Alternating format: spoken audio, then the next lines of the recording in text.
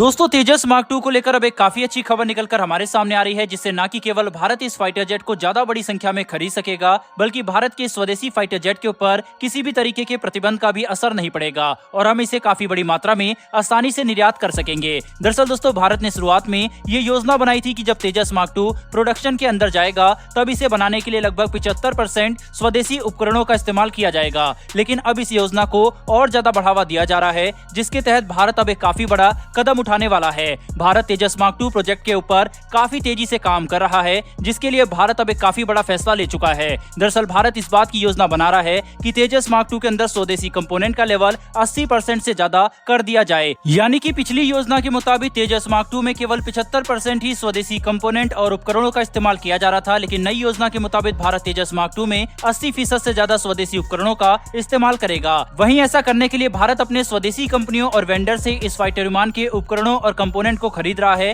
ताकि भारत के अंदर ही तेजस मार्क 2 की सप्लाई चेन का एक मजबूत इकोसिस्टम तैयार किया जा सके। ऐसा करने में काफी ज्यादा समय लगने वाला है और कुछ चुनौतियों का भी सामना करना पड़ रहा है। हमें ये बात भी नहीं भूलनी चाहिए कि भारत जिन कंपोनेंट और उपकरणों को स्वदेशी कंपनियों से खरीदने की कोशिश कर रहा है वे अंतर्राष्ट्रीय बाजार में बड़ी आसानी से उपलब्ध हैं, लेकिन भारत रक्षा के क्षेत्र में आत्मनिर्भरता हासिल करने के लिए और तेजस मार्क 2 प्रोग्राम में ज्यादा से ज्यादा स्वदेशी उपकरणों का इस्तेमाल करने के लिए जानबूझकर भारतीय कंपनियों से ही कंपोनेंट प्रोक्योर कर रहा है। जैसे जैसे भारत स्वदेशी कंपनियों से हमारे फाइटर विमानों में इस्तेमाल होने वाले कंपोनेंट और उपकरणों की खरीद करेगा, बिल्कुल वैसे ही भारत के अंदर कई सारी कंपनियां ऐसे कंपोनेंट को बनाना शुरू कर देंगे और इस क्षेत्र में निवेश बढ़ेगा, जिसका नतीजा ये होगा कि पहले के मुकाबले कहीं ज्यादा प्राइवेट और सरकारी कंपनियां भारतीय फाइटर जेट के कंपोनेंट और उपकरणों को बना रही होगी, जिसकी वजह से जो उपकरण हम लोग अंतर्राष्ट्रीय बाजार से खरीद लेते हैं उनके मुकाबले ज्यादा अच्छे और सस्ते उपकरण हमारे पास भारत के अंदर ही उपलब्ध होंगे। स्वदेशी रूप से इन उपकरणों को बनाए जाने की वजह से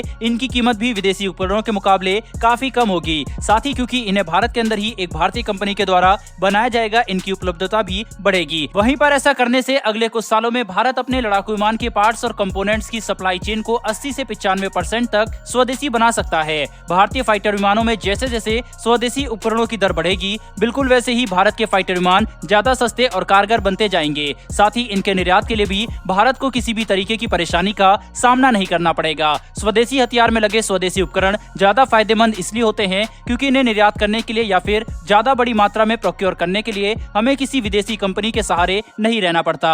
साथ ही अगर कल को भारत के ऊपर किसी भी तरीके के प्रतिबंध लगाए जाते हैं तो भारत के फाइटर विमानों के प्रोजेक्ट को किसी भी तरीके के डिले का सामना नहीं करना पड़ेगा, क्योंकि तब भारत अपने तेजस मार्क 2 और एमका जैसे फाइटर विमानों के अंदर 80 से लेकर 95% तक स्वदेशी उपकरणों का इस्तेमाल कर रहा होगा। ऐसे में हमें ज्यादा बड़े और महत्वपूर्ण उपकरणों के लिए विदेशों पर निर्भर नहीं रहना पड़ेगा और लिहाजा हमें किसी प्रतिबंध की भी चिंता नहीं होगी। फिलहाल तेजस मार्क 2 में स्वदेशी उपकरणों की दर को 80% तक ले जाने के लिए भारत ने ये योजना लगभग पूरी कर ली है और इसके ऊपर काफी तेजी से काम भी चल रहा है। भारत शुरुआती दौर में लगभग 108 तेजस मार्क 2 लड़ाकू विमान को बनाने वाला है, जिनके अंदर 80% स्वदेशी उपकरण लगे होंगे, जो कि भारत के लिए काफी गर्व की बात है। बहरहाल दोस्तों बढ़ते हमारी दूसरी खबर की तरफ। दोस्तों भारत की एक private company Gridbots technologies private limited ने एक टाइटन नामक ऑटोनोमस कॉम्बैट व्हीकल विकसित किया है, जो कि भारतीय सेना के साथ फिलहाल ट्रायल में है। ये Titan autonomous combat vehicle Bharat के लिए बेहद ही ज्यादा महत्वपूर्ण होने वाला है, क्योंकि इसका इस्तेमाल युद्ध क्षेत्रों में निगरानी करने के लिए किया जाएगा। ये 24/7 day and night surveillance capability के साथ आते हैं, जो कि भारतीय सेना के लिए काफी ज्यादा